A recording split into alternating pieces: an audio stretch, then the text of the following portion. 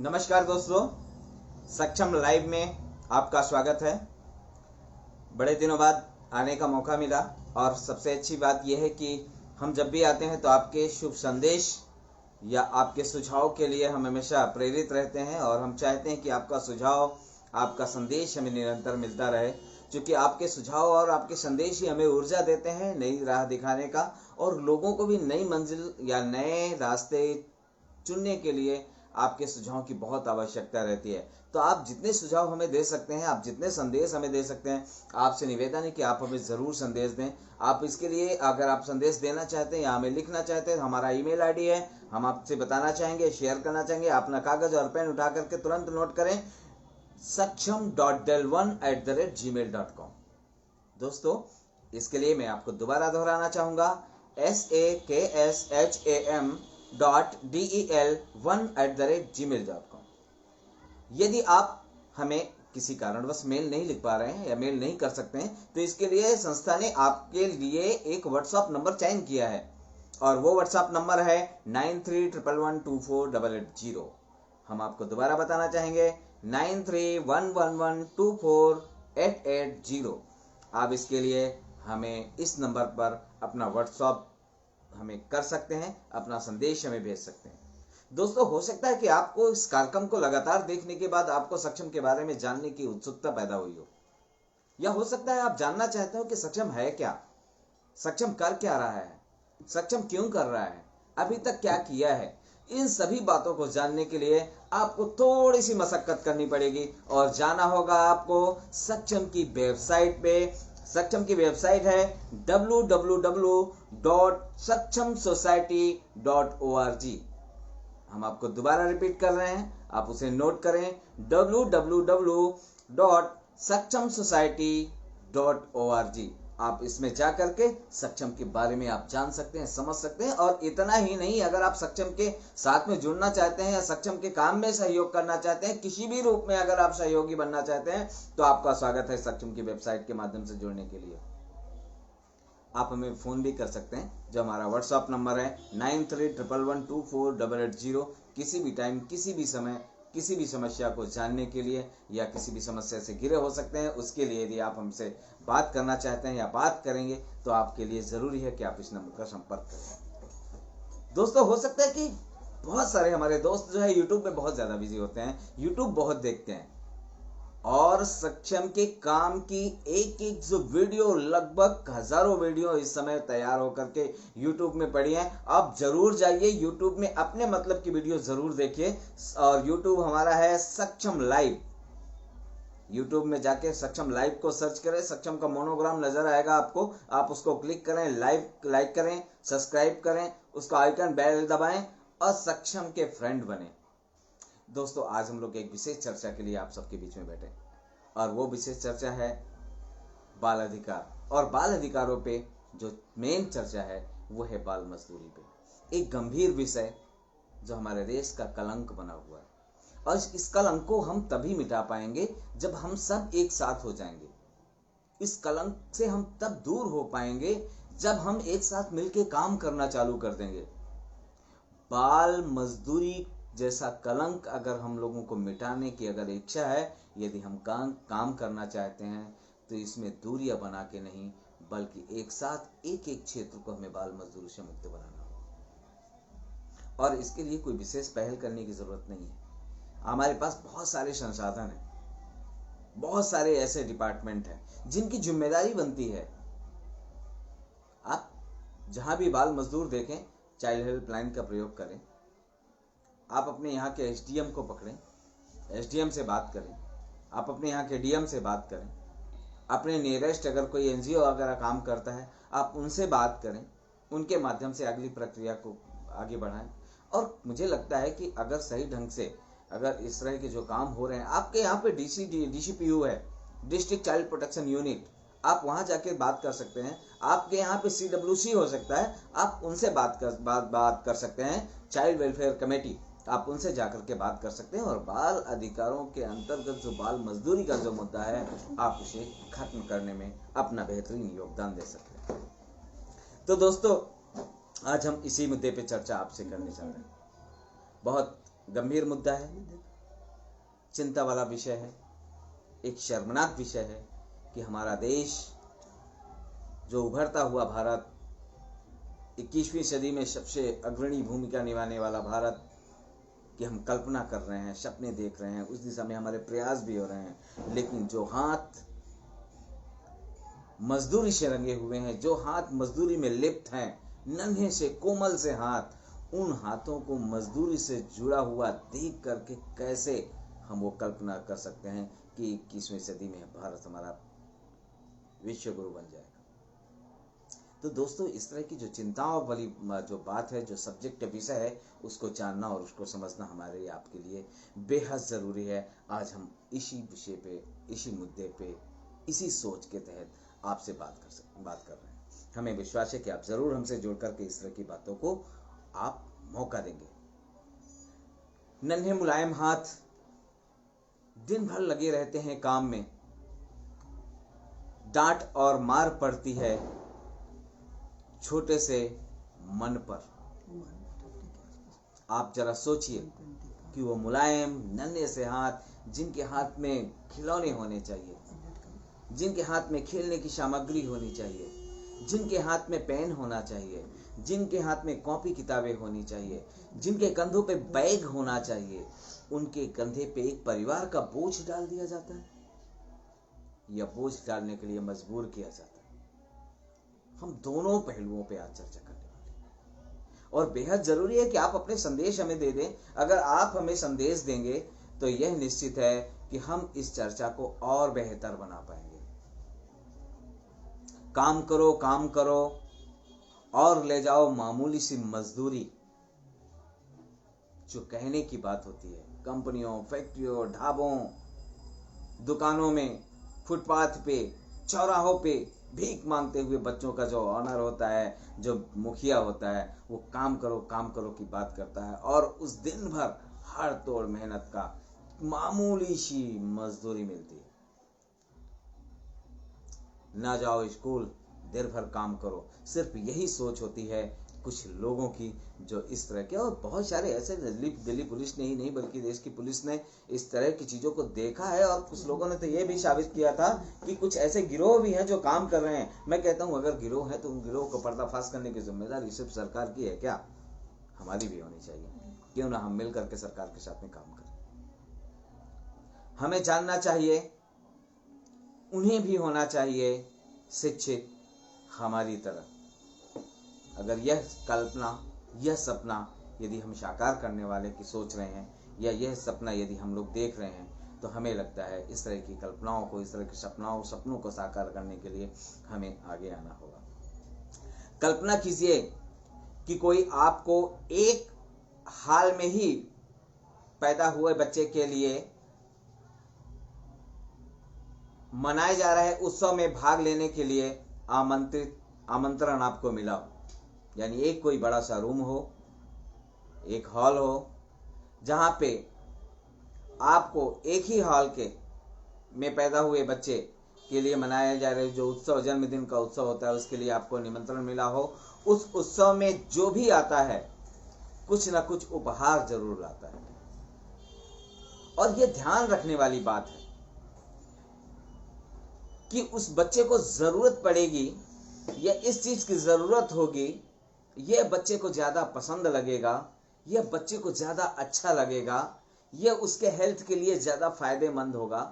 बच्चा इस चीज से बहुत खुश होगा, चाहे वो कम्बल हो, चाहे वो कपड़े हो, चाहे वो खाने की सामग्री हो, चाहे खेलने का खिलौना हो। हम लगभग ऐसी ही चीज उस बच्चे को देते हैं उसके जन्मदिन पर। आवश्यकता अनुसार जिस जैसी उम्र होती है, हम उस आधार पे उसको खिलौने की सामग्री, खेलने की सामग्री, पाठ्य सामग्री, सेल्फ सामग्री, जिस तरह वो प्रसन्न होता है। क्योंकि आपने देखा होगा जन्मदिन पे बच्चे बहुत प्रसन्न होते हैं जब उन्हें अच्छा गिफ्ट मिलता है। लेकिन उन गिफ्टों में जो सबसे ज्यादा प्रसन्न करने वाला उनका जो गिफ्ट होता है, उसके लिए बच्चे सर्वाधिक खुश होते हैं। और जब बच्चे बहुत ज्यादा खुश होते हैं तो हमारी अपेक्षाएं ही वही होती हैं, हमारी उम्मीदें ही होती हैं कि हमारा गिफ्ट सबसे बेस्ट, सबसे अच्छा गिफ्ट होगा। अगर ये बच्चा गिफ्ट देखेगा, शायद हम यही सोच करके गिफ्ट देते हैं। हाँ, कुछ लोग, हो सकता है ऐसे भी लोग होते हैं जो गिफ्ट फॉर्मेलिटी के लिए देते हैं, लेकिन आपके यहाँ पे कुछ लोग ऐसे भी होते हैं जो एक मामूली सा गिफ्ट देते हैं, लेकिन वो बच्चे के जीवन के लिए बहुत कायदेमंद है। कुछ लोग सांकेतिक गिफ्ट देते हैं, और सांकेतिक गिफ्ट का मतलब जैसे पेन, पेंसिल, बुक, डिक्शनरी, इस तरह की जो चीजें होती हैं, किताबें, आर्ट की सामग्री, आर्ट का कलर, आर्ट की बुक, इस तरह की जो चीजें होती हैं ये सांकेतिक चीजें होती हैं आगे भविष्य के लिए कि तुम्हें ये जपना है। यानी कि जो बच्चे को जो व्यक्ति दे रहा है, जो उपहार दे रहा है, उसकी एक कल्पना है, उसका एक सपना है कि मेरा बच्चा, ये मानी जिस बच्चे को मैं गिफ्ट दे रहा हूं वो ये बने। और कितनी भावनाओं के साथ में व्यक्ति जाता है। आप उन उपहारों के बारे में सोचिए और फिर एक सूची बनाइए कि कौन सा उपहार बच्चे के स्वास्थ्य के लिए अच्छा होगा, बच्चे की सुरक्षा के लिए अच्छा होगा, बच्चे की खुशी और विकास की दृष्टि से आवश्यक है। अब जब भी आप किसी उपहार के लिए जाते हैं, किसी के बच्चे के जन्मदिन पे जाते हैं, तो आप एक छोटी सी सूची बनाइए और उसको 3-4 भागों में बांट कर देखिए कि क्या जो आप गिफ्ट देने जा रहे हैं उसमें वह कौन सा गिफ्ट है, वह गिफ्ट बच्चे के हेल्थ के लिए कितना अच्छा रहेगा, बच्चे की सुरक्षा की दृष्टि से वो कितना अच्छा रहेगा, बच्चा कितना इस चीज में कितना खुश होगा, या विकास बच्चे के और अन्य विकास हैं, चाहे वो शैक्षणिक हो, चाहे वो शारीरिक हो, चाहे जो भी हो, उस तरह के विकास के माध्यम से अगर हम देखना चाहेंगे वो गिफ्ट कितना, उपहार कितना अच्छा हो।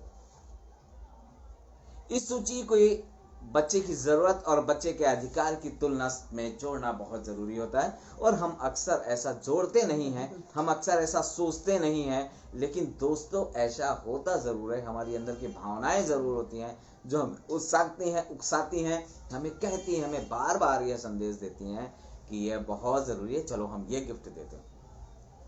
कुछ लोग तो बच्चे के भविष्य को लेकर के उसको कुछ चांदी का सामान दे देंगे, कुछ सोने का सामान देंगे, कुछ चेक दे देंगे ताकि बच्चे के आने वाले समय में काम आ जाए। तो ये बेहद जरूरी है। इस सूची की बच्चे की जरूरत है और बच्चे के अधिकार से उसका तुलना कीजिए। आप देखेंगे कि अधिकार वे नियम हैं जो लोगों की सुरक्षा और सम्मान को ध्यान में रखते हुए निर्धारित किए गए।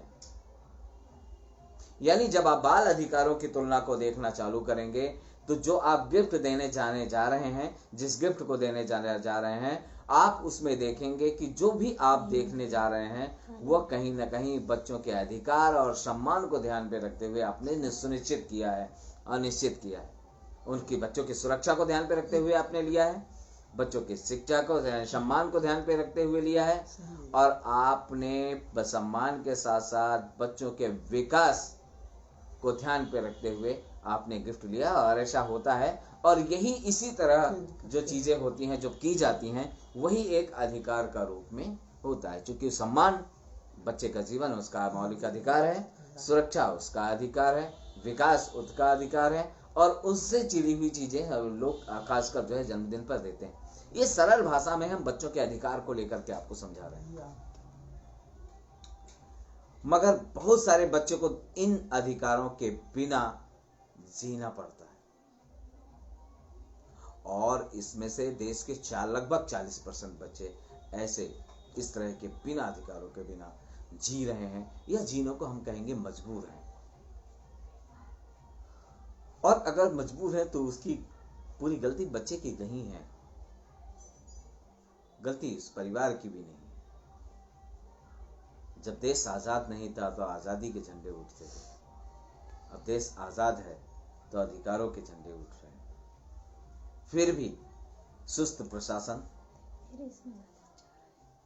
ना और सुस्त शासन दोनों की घोर लापरवाही के कारण ऐसा हो रहा है, वरना पूर्ण अगर टाइट हो जाए और सही ढंग से अगर इस दिशा में प्रयास करने लगे तो मुझे लगता है कि ये सारे अधिकार, चूंकि कहीं ना कहीं हमारा जो समाज है, हमारी जो रीतियां हैं, हमारे जो रिवाज हैं, हमारी जो परंपराएं हैं, हमारे जो व्यवहारिक कल्चर है वो हर किसी के अधिकारों को सुनिश्चित करने की दिशा में तैयार किया गया है। और अगर ये सब सुनिश्चित करने की दिशा में तैयार किया गया है तो उसको सिर्फ पुश करने की ज़रूरत है, उसको सिर्फ सहारा देने की ज़रूरत है। और अगर हम सब मिल करके, अगर एक साथ मिल करके अगर ऐसा करें तो मुझे लगता है ये बहुत अच्छा हो जाएगा। बच्चों के बेहतर दुनिया के बारे में अपने विचार लिखिए और उसके के बारे में आप मंथन कीजिए, उसके बारे में सोचिए। आप उन उपायों को रेखांकित कीजिए जिन्हें किसी व्यक्ति, समूह या राष्ट्र द्वारा बाल अधिकारों के लिए सुझाए गए सुझाव या प्रक्रियाएं जो बनाई गई हैं, तय की गई हैं। खासकर ऐसी स्थिति में जब आपकी उनकी जरूरतों की रक्षा नहीं हो पा रही हो, आप उसकी मदद के लिए क्या कर सकते हैं या क्या कर रहे हैं, तब आपको पता चलेगा कि हम क्या कर रहे हैं। हर बच्चे को चाहिए क्या, थोड़ा सा इसके बारे में हम लोग जान लेते हैं। जाति, धर्म, रंग, लिंग, राष्ट्र और सामाजिक आधार पर भेदभाव किए बिना समानता का अधिकार चाहिए। एक बार फिर मैं दोहरा रहा हूं, आपको सुनना पड़ेगा और इसको जानना पड़ेगा और कहीं ना कहीं इस विषय पे जानना पड़ेगा कि जाति, धर्म, रंग, लिंग, राष्ट्र और सामाजिक आधार पर भेदभाव किए बिना समानता का अधिकार बच्चों को चाहिए। मैं इसके कुछ पॉइंट्स आपको बिंदुवत दे रहा हूं। ये पहला पॉइंट। दूसरा पॉइंट अगर हम लोग इसको देखेंगे तो दूसरे पॉइंट में है स्वास्थ्य तरीके, यानी स्वस्थ तरीके से शारीरिक और मानसिक विकास का अधिकार बच्चों को मिलना चाहिए। यानी कि स्वस्थ तरीके से, स्वस्थ मानसिकता के साथ में स्वस्थ स्वास्थ्य की दृष्टि से शारीरिक और मानसिक विकास का अधिकार बच्चों को मिलना ही चाहिए।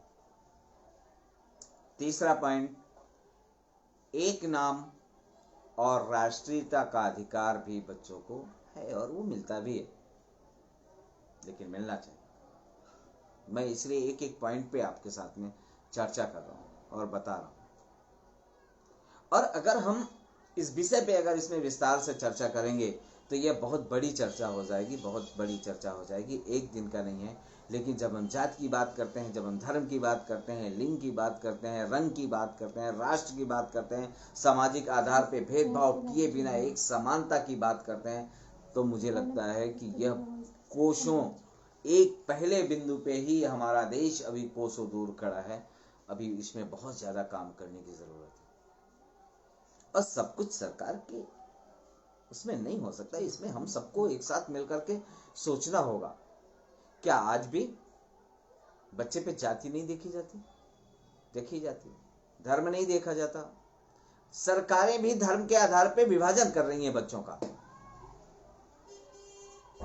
एससी का बच्चा है तो उसको ऐसा होना चाहिए, ओबीसी का बच्चा है तो ऐसा होना चाहिए, जनरल का बच्चा है तो ऐसा होना चाहिए। और एक गरीबी की दृष्टि से कब देखा जाएगा, ये तो शायद हम भी नहीं सकते। बच्चा बच्चा होता है। अब तो अपराधों को भी जाति और धर्म के साथ में जोड़ना चालू कर दिया। बच्चा है, किसी का भी बच्चा हो, कैसा भी बच्चा हो, बच्चा बच्चा है, बच्ची बच्ची है, अपराधी अपराधी है। वो चाहे किसी समुदाय का हो सकता है, किसी जात का हो सकता है, किसी धर्म का हो सकता है, हमें इससे लेना देना नहीं है। लेकिन यह है कि बच्चे का अधिकार है। बच्चे के साथ में अगर गलत हुआ है तो कोई भी हो सकता है, किसी का भी बच्चा हो सकता है। हमें सबके बराबर एक जैसी भावना रखनी होगी, तभी जाकर के हम समानता के अधिकार की बात कर पाएंगे। अगर हम स्वस्थ तरीके से शारीरिक और मानसिक विकास की बात कर रहे हैं तो वह भी एक चिंता का विषय है। क्या ऐसा संभव है? ऐसा हो रहा है? जिस देश में यानी कि एक कम पढ़े लिखे बच्चे को, जिसे कम आता है, जो थोड़ा सा कमजोर है, उसके लिए अलग क्लास की व्यवस्था सरकार ने की हो। जो उसको थोड़ा सा कुछ ठीक ठाक है, उसकी बैठने की क्लास की अलग व्यवस्था की हो। जो उससे बेहतर है और बेहतर है, एक ही क्लास में 3-3 4-4 क्लासें अगर डिवाइड करके कि ये इस मिशन का है, ये इस मिशन का, इस तरह अगर बैठाल करके किया गया हो, वहां से क्या कल्पना की जा सकती है कि उस देश में समानता की बात कभी हो सकती है क्या? एजुकेशन कल्चर को भी हम लोग देखें। कॉमन शिक्षा प्रणाली कब लागू होगी? कब ये होगा कि चाहे वो चपरासी का बच्चा हो, चाहे वो प्राइम मिनिस्टर का बच्चा हो या मिनिस्टर का बच्चा हो, हर कोई बच्चा एक ही स्कूल में पढ़ेगा? यह सोच कब जगेगी? एक नाम और एक राष्ट्रीयता के अधिकार की बात करते हैं तो यह तो मजबूरी है, आपको देना ही देना है, और वो मिल रहा है। एक नाम और राष्ट्रीयता का अधिकार है, वो मिल रहा है। लेकिन जब हम बात करते हैं पोषण, आवास, स्वास्थ्य सेवाओं के लाभ का अधिकार की बात करते हैं, तो वहां पे यह प्रतिशत जाकर के बहुत घट जाता है। पोषण की व्यवस्था की अगर हम लोग बात करते हैं तो आज भी आप कोई भी सरकारी आंकड़ा उठा के देख लीजिए, सरकारी दावा उठा के देख लीजिए, सरकार की वेबसाइट में चले जाइए, या विभिन्न संस्थाओं ने अलग अलग प्रकार से सर्वे किया है, आप उस पर जाकर के देख लिए कि देश की पोषण की स्थिति क्या है। आपको याद होगा कि एक समय हमारे प्रधानमंत्री जी ने, तत्कालीन प्रधानमंत्री जी ने, मनमोहन सिंह जी ने कहा था कि देश का हर दूसरा बच्चा कुपोषित है, हर तीसरा बच्चा कुपोषित है, 5वां बच्चा कुपोषित है। यह स्टेटमेंट लगातार आते जाते रहते हैं। मुझे लगता है सोचना होगा कि पोषण की स्थिति कैसी है। किशोरी बालिकाओं का जिस आधार पे उनके शरीर पे जो ऊर्जा होनी चाहिए, उनको जो जरूरतें होनी चाहिए, वो है ही नहीं। तो पोषण और आवास और स्वास्थ्य की अगर हम सेवाओं की बात करें तो यह अधिकार होना चाहिए, और उसके लिए हम सबको मिलकर के प्रयास भी करना चाहिए। अगला बिंदु हम लोग आपसे बात कर रहे हैं कि अगर मानसिक या शारीरिक रूप से विकलांग है तो उन्हें देखभाल पाने का भी अधिकार होना चाहिए।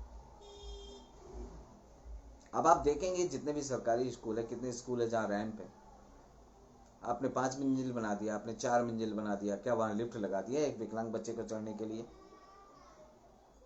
कहीं बनी है क्या? वो 4थी मंजिल तक कैसे बच्चा जाएगा? अरे इतना ही नहीं, बच्चे के तो खेलने के, खेलकूद के स्कूल से ग्राउंड खत्म कर दिया।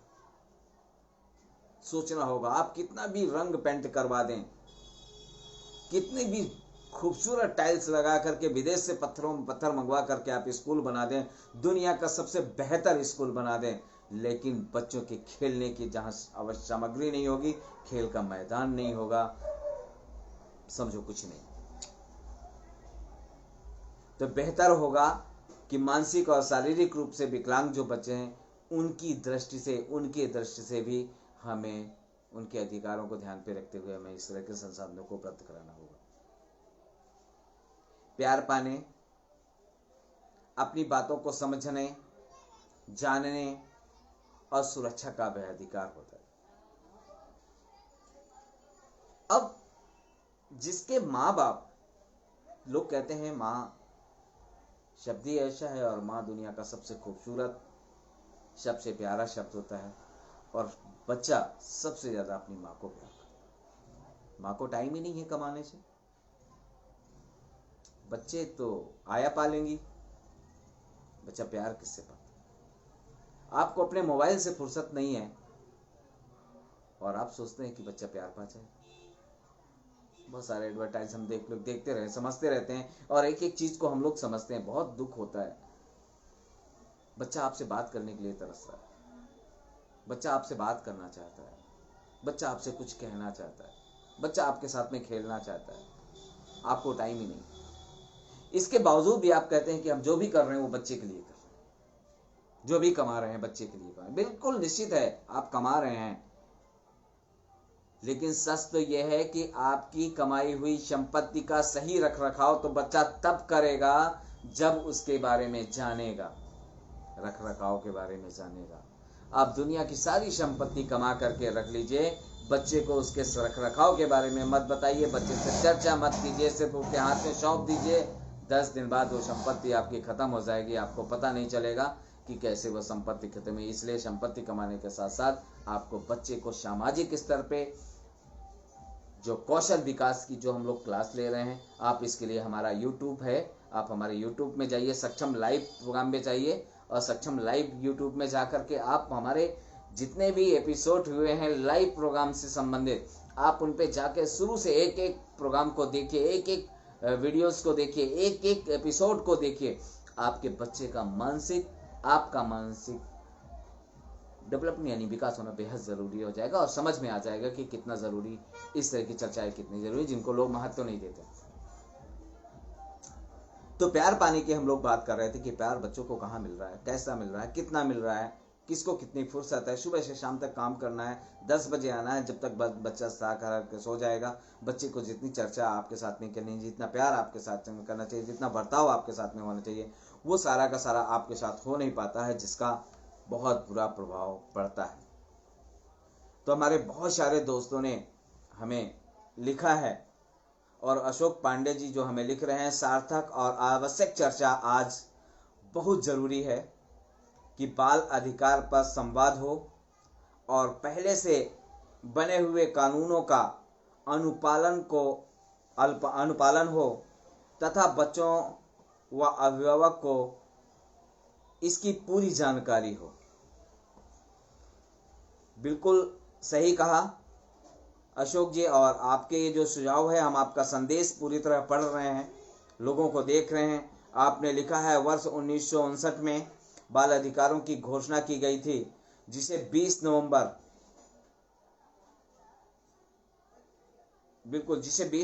2007 में स्वीकार किया गया। बाल अधिकार में जीवन का अधिकार, भोजन, पोषण, स्वास्थ्य, विकास, शिक्षा, पहचान, नाम, राष्ट्रीयता, परिवार, मनोरंजन, बदसलूकी, हम आपके बताए हुए जितने भी मुद्दे हैं जो आपने लिखा है, बिल्कुल सही लिखा है। हम उन्हीं मुद्दों पे लगातार चर्चा कर रहे हैं, उन्हीं मुद्दों पे बात कर रहे हैं, लेकिन एक एक चीज पे हम लोग विस्तार से बात कर रहे हैं। इसी के साथ में हमें जो है काजल जी ने लिखा है, और आपका भी बहुत बहुत धन्यवाद। और प्रगति ने थैंक्स लिखा है, आपका भी बहुत धन्यवाद। आयशा ने, भागीरथ जी ने, बहुत सारे लोगों ने हमें लिखा है। हम आपका सबका पढ़ रहे हैं, लेकिन हम एक एक चीज से विस्तार कर रहे हैं। मैं भी जानता हूँ, मैं भी कह सकता हूँ कि सिर्फ बच्चे के 4 अधिकार होते हैं: right to survival, right to development, right to protection and right to participation. 4 अधिकार का मतलब क्या होता है? कहने का मतलब कि इस तरह बोल देना, गोल करना, मुझे लगता है कि अच्छा तो होता है, लेकिन उसके अंदर विस्तार से चर्चा करना बेहद जरूरी है। इसलिए हम आज बाल मजदूरी पे बात कर रहे हैं, और बाल मजदूरी के अंदर ये जो चीजें हैं उसको बात कर रहे हैं कि बच्चा प्यार नहीं पाता, अपनी बातों को समझने का जो उसको सुरक्षा का जो अधिकार है वह भी बच्चे को नहीं मिल पा रहा है। और अधिकांश क्या मुझे लगता है कि बहुत सारे ऐसे बच्चे हैं जो देश में जिन्हें जरूरत है। मुफ्त शिक्षा, खेलने और रचनात्मक जो गतिविधियों में हिस्सा लेने का जो अधिकार है वह भी खोता जा रहा है।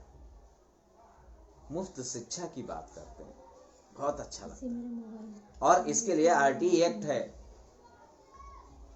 Right to education act. और राइट टू एजुकेशन एक्ट कहता है निःशुल्क और अनिवार्य शिक्षा का अधिकार अधिनियम।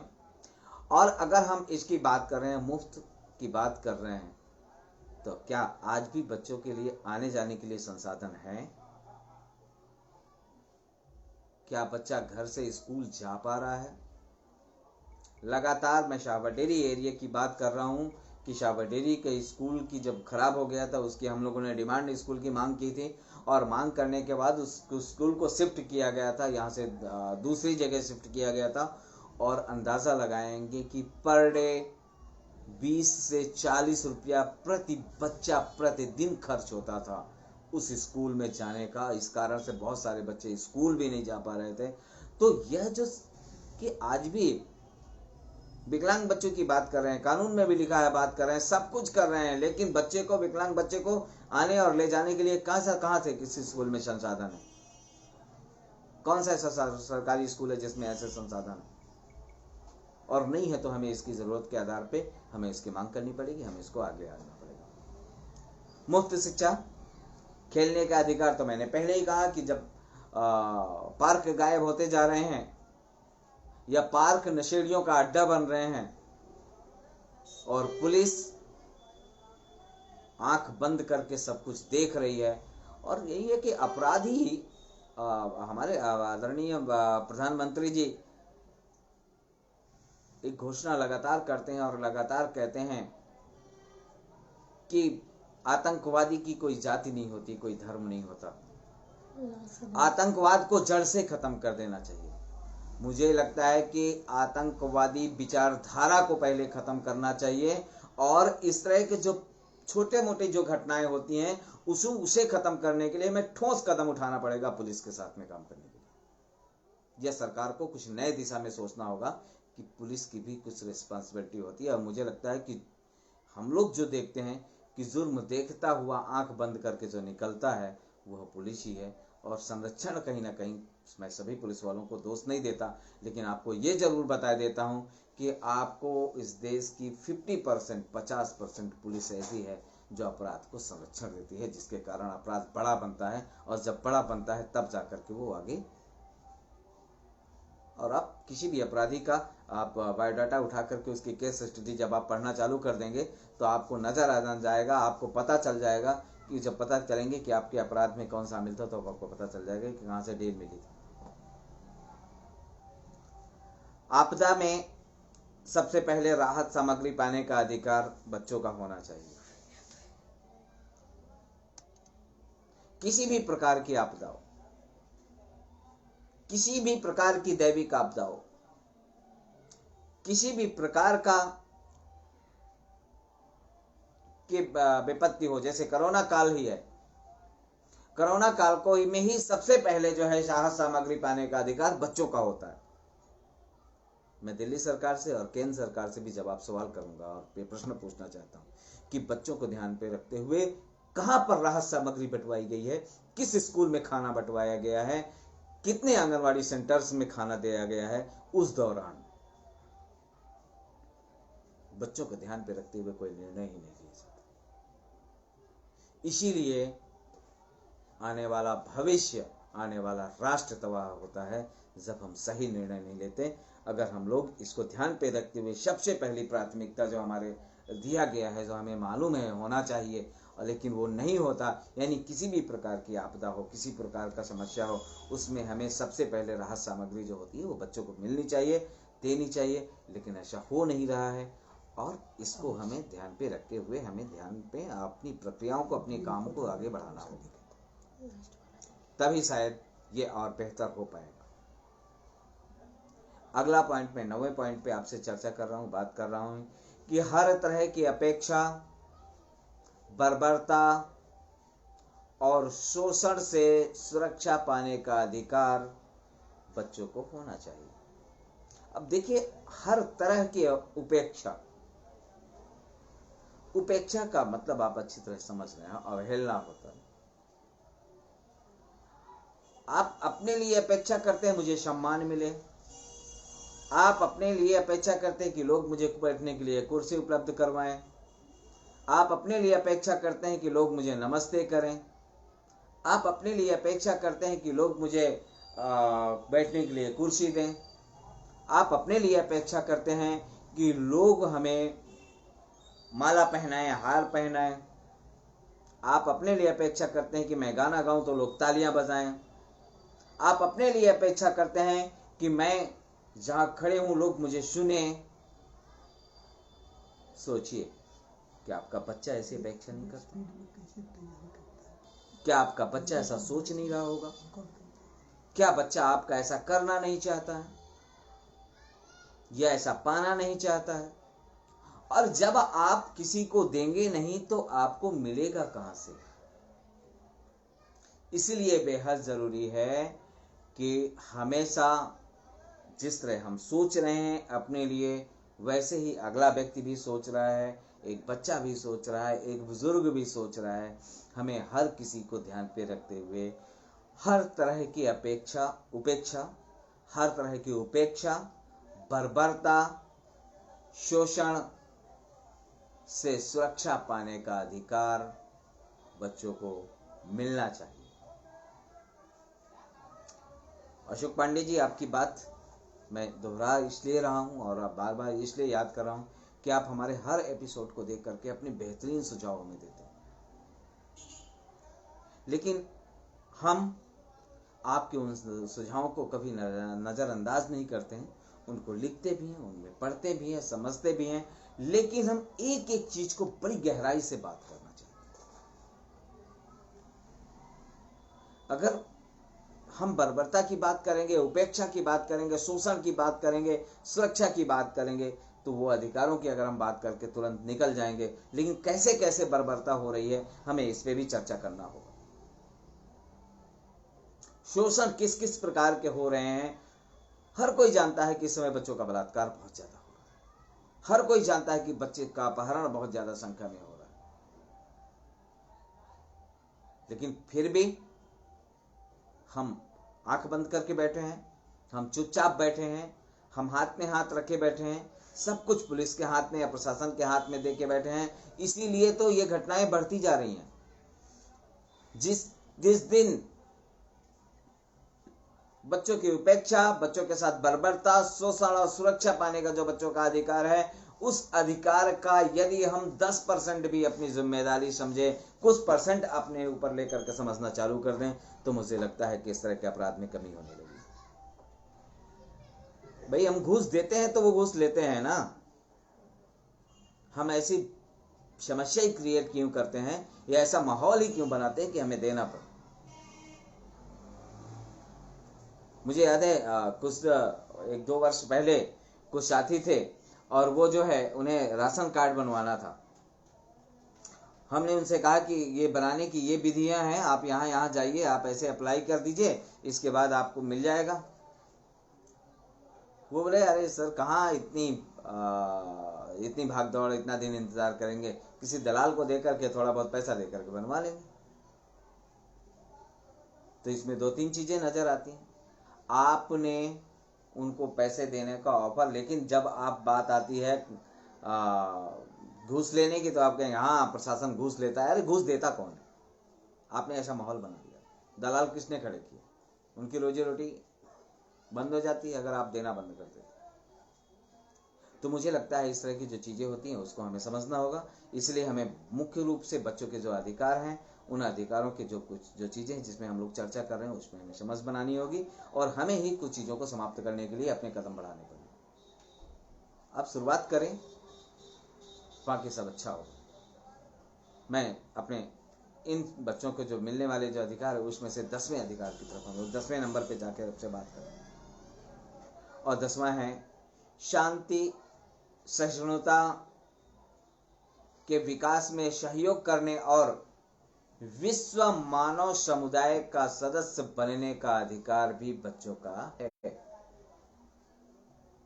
मैं फिर एक बार दोहरा रहा हूं, शांति और सहिष्णुता के विकास में सहयोग करने और विश्व मानव समुदाय का सदस्य बनने का अधिकार बच्चों को है।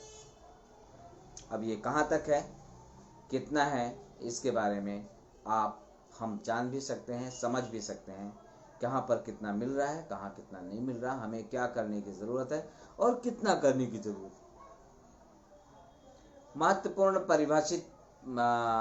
परिभाषित शब्दों की बात हम लोग करते हैं तो उसमें मैं थोड़ी सी चर्चा जरूर करना चाहूँगा, क्योंकि समय काफ़ी हो चुका है। लगभग 10 मिनट हमारे पास हैं अभी, और हम उस 10 मिनट को कितना कम शब्दों में आपको बता पाते हैं, हम वो कोशिश जरूर करेंगे। नागरिकता एक देश का वैध सदस्य के रूप में जिसे हम कहते हैं, सामूहिक हित की अगर हम बात करते हैं तो समाज के प्रति निष्ठा, ना कि सिर्फ अपने लिए।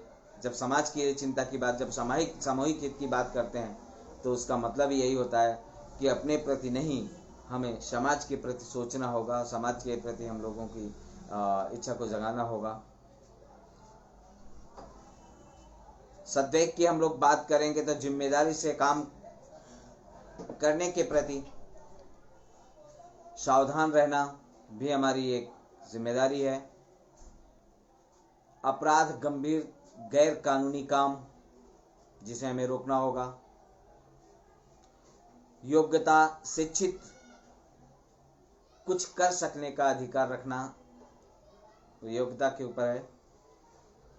जुर्माना, कोई गैर कानूनी काम करने पर दंड स्वरूप पैसे का भुगतान करना। ऑफिस, किसी संगठन या सरकार में ऑफिशियल स्थिति जो होती है वह बनाना। संपत्ति, किसी व्यक्ति द्वारा हासिल की हुई कोई चीज जैसे जमीन, भवन, कार आदि। सार्वजनिक कर्मचारी, सरकार के लिए काम करने वाले लोग जितने भी होते हैं वो सार्वजनिक कर्मचारी होते हैं। उत्तरदायित्व, ऐसा काम जिसे किसी को जरूर करना चाहिए, ऐसा काम जिसे किसी को जरूर करना चाहिए या करने के लिए तत्पर रहना चाहिए, वो हमारे उत्तरदायित्व के ऊपर निर्भर करता है। और इस तरह के जो सभी बिंदु हैं, सभी जो चीज़ें हैं, उस पे हमें उसी आधार पे हमें अपने काम को लेकर के चर्चा करनी होगी और उसी आधार पे हमें अपने सिद्धांत को बनाना होगा। हमारे जो बच्चों को भारतीय परंपरा के मुख्य तत्वों के से परिचित कराना होगा, ये हमारा उद्देश्य होना चाहिए, हमारे एक सोच में होना चाहिए। संस्कृति, जड़ों को मजबूत करना, जिससे बच्चों की एक अलग पहचान बनती है, वो भी हमें इस पे काम करने की ज़रूरत है। अपने देश की परंपरा और संस्कृति के प्रति गर्व, अपनेपन की भावना का विकास करना भी ये हम सबकी जिम्मेदारी बनती है। दोस्तों, आज हम लोगों ने जिन जिन मुद्दों पे चर्चा किया है, जिन जिन बातों पे चर्चा किया है, ये एक कुछ ऐसे बिंदु हैं जो अनदेखे रह जाते हैं हमारी चर्चा से, अनदेखे रह जाते हैं। इस तरह के शब्दों को ढूंढ पाना, कर पाना अनदेखा रह जाता है, कर देते हैं हम लोग रोड पे चलते समय। मुझे लगता है कि हम सबको एक साथ मिलकर के इसमें काम करने की ज़रूरत है। इसके लिए हम फिर आपसे निवेदन करते हैं कि आप हमें मेल करें। हमारा मेल आईडी है saksham.del1@gmail.com। हम दोबारा बताना चाहेंगे, आप हमें मेल कर सकते हैं। हमारा मेल आईडी है saksham.del1@gmail.com। आप हमारे संस्था के बारे में जानना चाहते हैं, आप हमारे संस्था को विस्तार से समझना चाहते हैं, आप हमारे संस्था को से जुड़ना चाहते हैं, आप इसके लिए हमें मेल भी कर सकते हैं। और हमारी जो वेबसाइट है, आप उसमें जाकर सक्षम के बारे में जान सकते हैं, देख सकते हैं। और हमारी वेबसाइट है www.sakshamsociety.org। हम दोबारा बताना चाहेंगे आपको, www.sakshamsociety.org। आप इस पे जाकर के सक्षम के काम को या सक्षम के काम के विस्तार को आप देख सकते हैं, समझ सकते हैं। दोस्तों, हो सकता है कि आप इन चीज़ों पे आपका ज़्यादा ध्यान ना जाता हो, तो आप फ़ोन पे ज़्यादा रहते हो, तो आप हमारा फ़ोन नंबर लीजिए, हमारा व्हाट्सएप नंबर लीजिए, जो कि संस्था ने आपके लिए नंबर उपलब्ध करवाया है, और वो नंबर है 9311248880। हम दोबारा बताना चाहेंगे, 9311248880। आप इसमें जाएंगे और हमें व्हाट्सएप कर सकते हैं, या इमरजेंसी पड़ने पे अगर आप किसी प्रकार का सुझाव चाहते हैं या आप हमसे बात करना चाहते हैं, तो आप इस नंबर पे हमसे बात कर सकते हैं। मैं एक बार नंबर फिर से दोहराना चाहूँगा, 9311248880, यानी 9311124880। दोस्तों, आप YouTube में जा कर के जो हमारा सक्षम लाइव चैनल है, आप इसमें जाएंगे, YouTube में सर्च करेंगे सक्षम लाइव, SAKSHAMLIVE लाइव। आप सर्च करेंगे, सर्च करने पे आपको सक्षम का मोनोग्राम नज़र आएगा, आप उसको क्लिक करें, आप सब्सक्राइब करें, वीडियोस को देखें, लाइक करें, और कार्यक्रम के पहले हकदार बने जानने के और जुड़ाव के।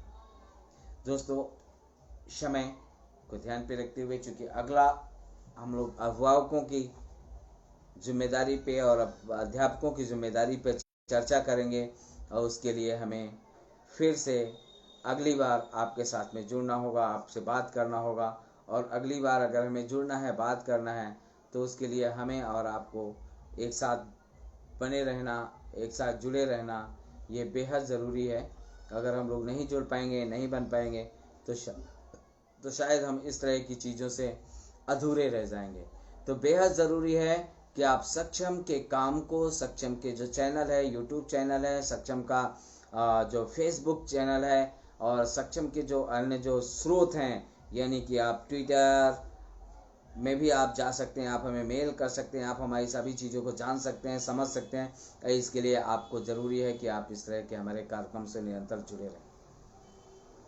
बच्चों के बेहतर भविष्य के लिए जो सक्षम ने जो ट्री तैयार किया है, यानी मूल्यों के जो फल की बात जो की है, उस पर देखना ज़रूरी है कि हमें बच्चों में कुछ क्वालिटियाँ जिसे हम आपको बताना चाहेंगे वो डालना बेहद ज़रूरी है। और वो क्वालिटी की पहली क्वालिटी है कि आत्मनियंत्रण बच्चों को देना बेहद ज़रूरी है। आत्मनियंत्रण के बोध कराना, व्यवस्था, इस पे भी हमें बोध कराना बेहद ज़रूरी है। समानुभूति की हम लोग बात करें तो इसका बोध कराना बेहद ज़रूरी है। अभ्यास करने की जो प्रक्रिया है उसका बोध कराना बेहद ज़रूरी है। केंद्रण की जो प्रक्रिया है उसको बोध कराना बेहद ज़रूरी है। कल्पना शक्ति का विस्तार ज़्यादा ज़रूरी है। और लक्ष्य साधित एकाग्रता का जो बिंदु है वह भी बेहद ज़रूरी है। अगर हम इन चीज़ों को अगर हम लोग देख नहीं पाएंगे, इन चीज़ों को अगर हम लोग जान नहीं पाएंगे, इन चीज़ों को समझ नहीं पाएंगे, तो मुझे लगता है कि यह बहुत ही बताए हैं। इसकी हम थोड़ी सी चर्चा ज़रूर करना चाहेंगे कि इन 7 बिंदुओं में क्या क्या प्रमुख है। और उसके पहले हम लोग सबसे पहले जो बात हम लोग कर रहे हैं वो बात कर रहे हैं आत्मनियंत्रण की। और आत्मनियंत्रण का मतलब ये होता है करना और गुस्से पे नियंत्रण करने का अनुभूति अगर युवक हम लोग तैयार कर पाए, बच्चे तैयार कर पाए, लोग तैयार कर पाए, तो दया दिखाने की जो भावना है, उसका जो तरीका है, तारीफ, एक दूसरे की जो तारीफ करने का जो प्रक्रिया है, या क्षमा करने की जो प्रक्रिया होती है, उसको बल मिलेगा। और उस आधार पे हमारा समाज है, हमारा बच्चा आगे बढ़ पाएगा। अभ्यास की जो प्रक्रिया है अगर हम ये बच्चों पे डाल पाएंगे, स्वस्थ रहना और स्वस्थ रहने के लिए प्रेरित होना या प्रेरित करना या प्रेरणा को लेना, ये सभी चीज़ें गुण बच्चों में आ जाएंगे। इसी आधार पे केंद्रण का है कि केंद्रण पे भी हम लोग बात करना चाहेंगे कि केंद्रण यदि है आपका तो आराम, तनाव रहित आपका जीवन यानी बुद्धि और एक सही सोच आपकी पैदा होगी। इसी आधार पे कल्पना शक्ति अगर हम लोग बात करें तो रचनात्मकता आ जाएगी बच्चों में। आपके बच्चों का यानी उनको चुनाव करने की जो उनकी प्रक्रिया है वो मजबूत होगी, अंतर्दृष्टि उनकी मजबूत हो जाएगी। और अंत में हम लोग ये बताएंगे लक्ष्य साधित एकाग्रता की अगर हम लोग बात करते हैं तो केंद्रीयभूत उत्साह जागृत करना और दृढ़ता बच्चों के अंदर आ जाएगी। इसलिए दोस्तों बेहद ज़रूरी है कि आप इन 7 बिंदुओं को ध्यान पे रखते हुए अपने बच्चों का भविष्य निर्माण करें। और जिस आधार पे अभी हम लोगों ने बाल मजदूरी पे एक विस्तार से चर्चा किया है, उसके कुछ बिंदुओं को छुआ है, कुछ बिंदुओं पे आपसे चर्चा किया है। हम चाहेंगे कि आप ऐसे भविष्य निर्माण के लिए आइए सक्षम के साथ जुड़ते हैं, और हम ठानते हैं कि हम जितना कुछ कर पाएंगे, जितना कुछ करेंगे, हम उसके लिए अपना सर्वस्व न्यौछावर करने को तैयार हैं। आइए हम साथ में मिल करके बाल भविष्य निर्माण के लिए एक नई नींव रखते हैं, एक नई प्रक्रिया शुरुआत करते हैं। इसके लिए आप सबका स्वागत है। आप हमें मेल कर सकते हैं। हमारा मेल आईडी हम आपको दोबारा बताना चाहेंगे, saksham.del1@gmail.com। हम रिपीट कर रहे हैं, saksham.del1@gmail.com। अगर आप हमें YouTube में देखना चाहते हैं तो हमारा YouTube चैनल है सक्षम लाइव, आप इसमें जाएं और हमें अनेकों ऐसी वीडियोस हैं जो सिर्फ और सिर्फ बच्चों के लिए तैयार किए गए हैं। और आपको यह भी बता रहे हैं कि हम सिर्फ बच्चों के लिए ही इस तरह के कार्यक्रम तैयार कर रहे हैं और इस तरह के कार्यक्रमों को लगातार हम लोग आगे बढ़ाने की प्रक्रिया से जुड़े हुए हैं। इसी आधार पे हमारा जो वेबसाइट है www.sakshamsociety.org, आप इस पे जा करके आप सक्षम के काम को, हमारे कामों को जान सकते हैं, समझ सकते हैं और पूरी टीम का प्रोत्साहन भी बढ़ा सकते हैं। और जिस आधार पे आप सक्षम से जुड़ना चाहते हैं उस तरह आप आइए और जुड़िए, आपका स्वागत है। आप हमें व्हाट्सअप करना चाहते हैं या हमें फ़ोन करना चाहते हैं तो हमारा व्हाट्सअप नंबर है 9311124880। मैं दोबारा रिपीट करूंगा 9311124880। आप इस पे हमें कॉल कर सकते हैं, इस पे आप हमें व्हाट्सअप कर सकते हैं और सक्षम के यानी बाल हित से जुड़े सभी प्रकार के कार्यक्रमों के भागीदार बन सकते हैं। तो थैंक यू आप सभी दर्शकों का लगातार जुड़ने के लिए। सभी का कमेंट्स मैं पढ़ नहीं पाया, लेकिन कुछ साथियों का कमेंट्स पढ़ पाया हूँ जिस पे मैंने चर्चा भी किया है, आपसे बातें भी किया है। हम कोशिश करेंगे कि आने वाले समय में यानी कल हम आपके भेजे गए संदेशों को पढ़ें और सुनाएं भी। और निश्चित है क्योंकि हमारा कल का डे भी है, हम लोग आपके संदेशों का जो पिटारा है वो कल खोलेंगे हर राइट टाइम शाम 7 बजे कल। तो थैंक यू आप सबका नियमित जुड़ाव के लिए, हमें प्रोत्साहन के लिए और हमें आशीर्वाद देने के लिए। धन्यवाद।